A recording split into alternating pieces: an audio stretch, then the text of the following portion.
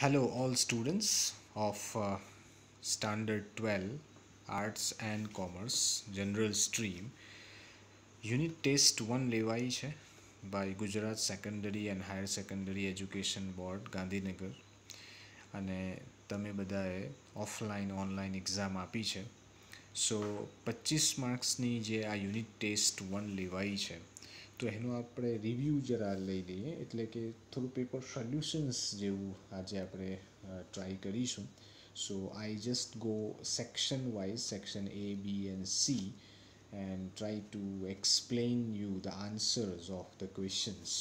તો દરેક ક્વેશ્ચન્સનો આન્સર જે આપવામાં આવે એને જરા અટેન્ટિવલી સાંભળજો અને તમે જે આન્સર્સ લખેલા છે એની સાથે મેચ કરવાની ટ્રાય કરજો અને જે ઇમ્પ્રુવમેન્ટ લાવવાનું છે, જે કરેક્શન કરવાનું છે, એ કરેક્શન ક્યાં ક્યાં કરવાનું છે એનું પણ નોટ ડાઉન કરતા રહેજો. So I hope that you will listen and watch this video and try to understand and try to note down what to correct and what not to correct. Okay, so unit test 1, maximum marks is given already, 25.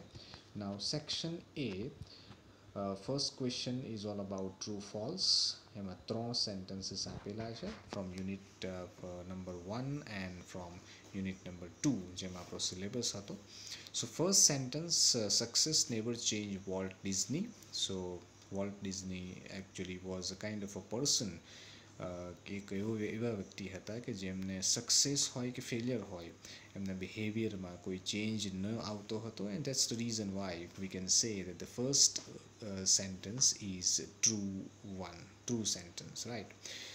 Second છે love program is set up to run on internal hearts. Exactly unit number 1 જ્યારે તમે read out કરશો, when you try to understand, તો એમાં જોવા મળશે કે જે લવ પ્રોગ્રામ છે એ એક્સટર્નલ હાર્ટ્સ ઉપર રન કરે છે. એક્ઝેક્ટલી ઇન્ટરનલ હાર્ટ ઉપર રન કરવું જોઈએ એવો કોન્સેપ્ટ છે. તો આપણે ટેક્સ્ટને સમજવા જઈએ તો this is false. Okay, so this is false. Now third one, the final judgment was always unquestionably Walt. So Walt Disney had his studio અને સ્ટુડિયોમાં ક્રૂ મેમ્બર્સ હતા. ક્રૂ મેમ્બર્સ એટલે એમની સાથે કામ કરનારા બીજા પણ કેટલાક હતા, એમની સાથે એમના બ્રધર રોય ડિઝની પણ હતા, પરંતુ જે ફાઇનલ ડિસિઝન લેવાનું હતું, જજમેન્ટ લેવાનું હતું, એ વોલ્ટ ડિઝનીએ જ લેવાનું હતું. તો આ સેન્ટેન્સ પણ રાઈટ છે, એટલે કે ટ્રુ અહીંયા આવશે. Now second question, find out and write nearest meaning. એમાં ઇન્ડસ્ટ્રીયસ છે વેરી ફર્સ્ટ વર્ડ. ઇન્ડસ્ટ્રીયસ લેવામાં આવેલો છે યુનિટ નંબર 2માંથી. When you read out the glossary part of our textbook, આપણી ટેક્સ્ટ બુકનો જે ગ્લોઝરી વોકેબ્યુલરી પાર્ટ આપેલો છે એમાં જે વર્ડ્સ આપેલા છે એ તમે ધ્યાનથી જરા રીડ આઉટ કરવાની ટ્રાય કરશો. So you will find out the meaning of the word ઇન્ડસ્ટ્રીયસ. Hard working person, the person who is hard working, the person who is doing lot of work, જે વધારે સખત મહેનત કરતા હોય એવા વ્યક્તિને ઇન્ડસ્ટ્રીયસ કહેવાય છે. Second one is glitter. Now the word glitter is taken from unit number 2, unit number 1 read 2 play poem માંથી લેવામાં આવેલું છે, sunrise on the Kanchenjunga. So there are many words like glitter, shine, brighten, okay, sparkle. These are the words. આ એવા શબ્દો છે કે જે પ્રકાશિત કરવું અથવા તો પ્રકાશ આપવો એના મિનિંગમાં લઈ શકાય. સો આ ગ્લિટર જે છે, ગ્લો છે, શાઇન છે, બ્રાઇટન છે, સ્પાર્કલ છે, all these words are in the same category. So the right choice from these 4 words is shine. So glitter means shine here. Next question is all about language function, જેમાં તમારે identify કરવાના છે language ફંક્શનને. બ્રેકેટમાં આપેલા છે expressing suggestion, expressing result, expressing contrast. Number 6, number 7 and number 8. We are too tired to work. So when you find out the TOO2, then tired adjective and then TO2, તો આ પ્રકારનું જે construction આવે છે વાક્યમાં, તો એ બતાવે છે કે અહીંયા રિઝલ્ટ આવે. So it is expressing result van you find TOO2 adjective 2, or adjective આ ટાયર્ડ પછી ઇનફ પણ આવી શકે અને સો ટાયર્ડ ધેટ પણ આવી શકે. એટલે આવા કેટલાક જે કીવર્ડ્સ આવતા હોય TOO2, so that અને enough તે બતાવે છે expressing result in the sentence. Second one is should. You should get up early in the morning. When you find out should, had better and ought to, આ ત્રણ પ્રકારના જે keywords હોય તો we can say that it is expressing suggestion. And the very third one is in spite of playing well, Sweetie could not win the match. So in spite of, despite, though, although, however, yet, but, still, આવા કેટલાક જે શબ્દો આવે છે connectors તરીકે use થાય છે તો આ વાક્યમાં આપણે કહી શકીશું કે એક્સપ્રેસિંગ કોન્ટ્રાસ્ટ છે. Now next one is select the most appropriate response. આપણે એક લેંગ્વેજ ફંક્શનમાંથી લેવામાં આવેલો ક્વેશ્ચન છે. એમાં ઋતુઆ છે what is the secret behind your success. So Krishna blank આપેલી છે બ્રેકેટમાં છે expressing habitual action of past. So when you find habitual action તો યુઝ ટુનો આપણે યુઝ કરીએ છીએ જ્યારે આપણે પાસ્ટમાં હેબિચ્યુઅલ એક્શન એટલે હેબિટ બતાવવી હોય પાસ્ટ હેબિટ તો. સો I used to work hard to be a great businessman. C is the right option. Next, number 10, Mayuri, why do you memorize so many new words? So Kishan અહીંયા કહે છે expressing પર્પઝથી સેન્ટેન્સને construct કરવાનું હોય, identify કરવાનું છે. So we can easily identify that જ્યારે purpose બતાવે સેન્ટેન્સમાં તો with a view to, in order that, TO2 આવા પ્રકારના વર્ડ્સ આવવા જોઈએ. તો અહીંયા I memorize new words with a view to improving my English language. So second one is the right answer. B is the right answer. Number 11 is all about select and write the most appropriate questions to get underlined words or phrases as their answers. એટલે કે અહીંયા જે underline words છે એને consider કરીને ધ્યાનમાં રાખીને આપણે ક્વેશ્ચનને સિલેક્ટ કરવાનો છે. સો 11 number is social distancing is the only way to save yourself from coronavirus. So when you ask the question with what, તો અહીંયા વોટથી ક્વેશ્ચન પૂછી શકાય તો second is the right option. What is the only way to save yourself from corona virus. What is social distancing નહીં આવે અને what is corona virus પણ નહીં આવે બિકોઝ અહીંયા જે મિનિંગ છે એ ચેન્જ થાય છે. સોશિયલ ડિસ્ટન્સિંગની નીચે અંડરલાઇન છે સો એ રિમૂવ થઈ જશે. So second option is the right choice. Now number 12, Yogit's hobby is to collect the postal stamps. When you ask the question with what, તો તમને મળશે કે વોટ ઇઝ યોગિટ્સ હોબી. યોગિતની જે હોબી કઈ છે તો છે એનો આન્સર મળી શકે તો collect postal stamp. How A process બતાવે છે, વાય એ રીઝન બતાવે છે, વોટ વોઝ એ પાસ્ટ ટેન્સમાં છે તો એટલા માટે ત્રીજા બી, સી અને ડી ઓપ્શનમાં નહીં આવે પણ રાઇટ ઓપ્શન છે એ. નાઉ સેક્શન બીમાં પેરેગ્રાફ એક્સ્ટ્રેક્ટ લેવામાં આવેલો છે. એમાં ફર્સ્ટ ક્વેશ્ચન છે number 13, what message will the customer receive. તો એના માટેનો સિમ્પલ આન્સર છે you should receive a message that says it will reinstall for the life of your heart. તો આપણે યુથી આન્સર નહીં લખીએ પણ આપણે લખીશું the customer will receive a message. જે પ્રમાણેનો ક્વેશ્ચન છે એ પ્રમાણે આન્સર કન્સ્ટ્રક્ટ કરવાનો. તો અહીંયા આન્સર આ રીતે બની શકે. Please try to correct. જો તમે આ રીતે ન લખ્યો હોય હું બોલું છું એ રીતે તો you can correct the answer. The customer will receive a message that says it will reinstall for the life of your heart.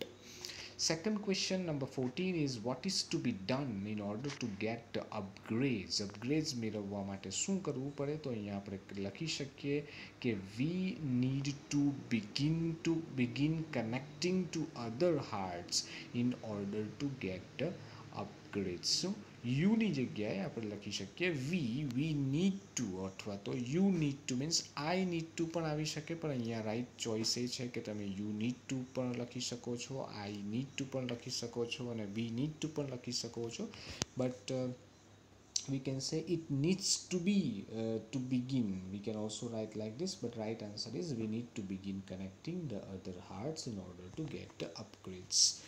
પછી નેક્સ્ટ પેરેગ્રાફ લેવામાં આવેલો છે વોલ્ટ ડિઝનીમાંથી. How much money did Walt earn from his સ્કેચમાંથી કેટલા પૈસા કમાયા Walt Disney તો પહેલું જે ચિત્ર એમણે બનાવ્યું તો વી can say that Walt Disney earn, કેમ કે અહીંયા પાસ્ટ ટેન્સથી ક્વેશ્ચન પૂછાયેલો છે, ડીડનો ઉપયોગ કરેલો છે, તો એનું સાદું વાક્ય આપણે બનાવીએ સિમ્પલ પાસ્ટ ટેન્સમાં. તો વોલ્ટ અર્ન, ઈડી લાગશે અર્ન પછી, અ નિકલ, જો અહીંયા આપેલું છે NICKEL, એક પ્રકારની એમની જે કમાણી છે. So Walt earn a nickel from his sketch of a neighbour's horse. આ પ્રમાણે આપણે આન્સર્સ લખી શકીએ એનો. Now where did Walt start animated company. જ્યારે વેરથી ક્વેશ્ચન પૂછાય તો ડેફિનેટલી કોઈ પ્લેસ આવવો જોઈએ આન્સરમાં. તો અહીંયા આપણો આન્સર આ રીતે બની શકે કે volt started a little animated cartoon company in Kansas City that flopped. લખવાની જરૂર નથી, but if it is connecting you can write in that flopped. okay, સો 16 સુધી આવ્યા પછી આપણે સીધા જઈએ સેક્શન સી ઉપર, જેની અંદર લેવામાં આવેલો એક પેરેગ્રાફ છે સપ્લિમેન્ટરી રીડર લેપવિંગમાંથી. It is all about Salim Ali. So અહીંયા ક્વેશ્ચન નંબર 17 છે, by whom was Salim Ali brought up. વાય, સલીમ અલીને કોના દ્વારા મોટા કરવામાં આવ્યા, કેમ? તો એનો સીધો આન્સર વેરી ફર્સ્ટ લાઇનમાં છે, orphan lost his parents at a very young age. Salim was brought up આવવું જોઈએ, BROUGHT, up by his maternal uncle. so answer બીજી રીતે પણ લખી શકાય કે Salim Ali was brought up by his maternal uncle because he lost his parents at a very young age. okay, give a one word of substitute. a person who studies birds, જે પક્ષીઓનો અભ્યાસ કરે છે ને પક્ષી શાસ્ત્રી કહેવાય છે. બટ ઇન ઇંગ્લિશ તમે જોઈ શકો છો જે લાસ્ટ વર્ડ આપેલો છે અહીંયા પેરેગ્રાફમાં, ornithologist is the person who studies bird, જે પક્ષીઓનો અભ્યાસ કરે છે એને ઓર્નિટોલોજિસ્ટ કહેવાય છે. Which information did the honorary secretary give to Salim Ali? જે honorary secretary છે WS Millard, એમણે કઈ માહિતી આપી? સો ડેર લખવાની જરૂર નથી, અહીંયા ડેરથી શરૂઆત થાય છે. ધ ઓનરરી સેક્રેટરીથી શરૂઆત આપણે કરવાની, ધમાં T capital. The honorary secretary WS મિલિયર્ડનું નામ લખવું જરૂરી નથી, but if you can write no problem. Milliard also inform him, અહીંયા ઇન્ફોર્મ લખી દેવાય ટોલ્ડની જગ્યાએ, ટોલ્ડ રહેવા દેશો તો પણ વાંધો નથી, but it's better to write inform him about the variety of sparrows. વિવિધ સ્પેરોઝ વિશે WS મિલર્ડ ઓનરરી જે સેક્રેટરી હતા એ બોમ્બે નેચરલ હિસ્ટ્રી સોસાયટીના, એમણે માહિતી આપી Salim અલીને. Now next and last one is read the stanza and answer the questions. અહીંયા ત્રણ questions પૂછાયા છે first સ્ટાન્જામાંથી. Sunrise on the Kanchenjunga.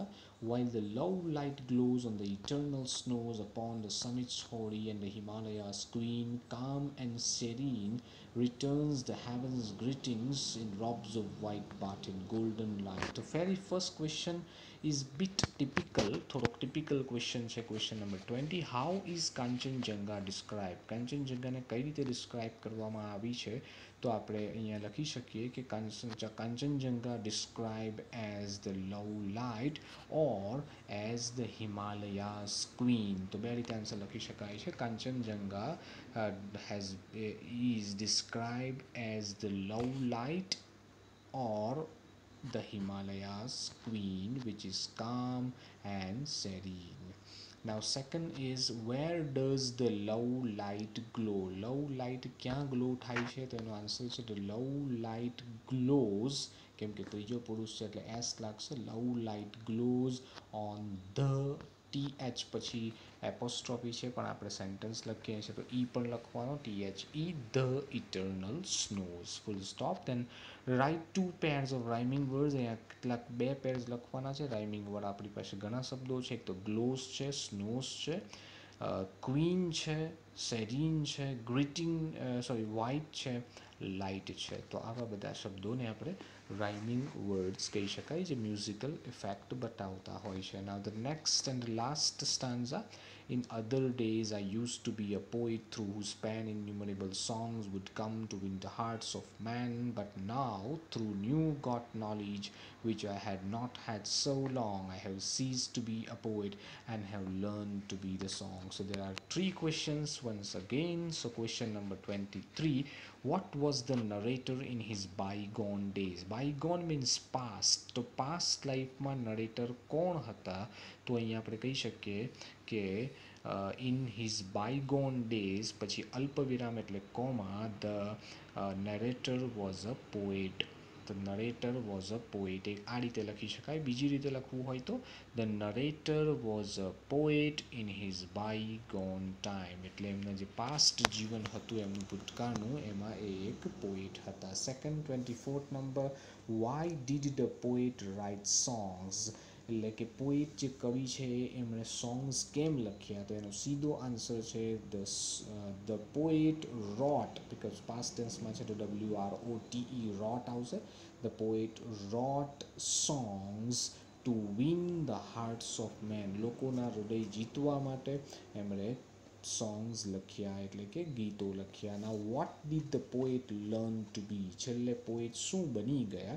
તો એના માટેનો આન્સર પણ છે the poet learn to be the song. The last line will be the answer of this question number 25. So this is the end of question paper review. I hope તમે બધાને ખબર પડી હશે અને તમે પોતે આ આન્સર સમજીને એનું કરેક્શન પણ કરશો અને નેક્સ્ટ એક્ઝામની અંદર ફર્સ્ટ ટેસ્ટ હોય, બોર્ડની એક્ઝામ હોય કે બીજી યુનિટ ટેસ્ટ આવવાની હોય તો એમાં આ ભૂલો જે થઈ હોય તો એ ફરીથી રિપીટ ન થાય એની ધ્યાન રાખશો. I hope that you will understand. Try to correct yourself, continuously read yourself and improve yourself. All the best for coming days. Thank you.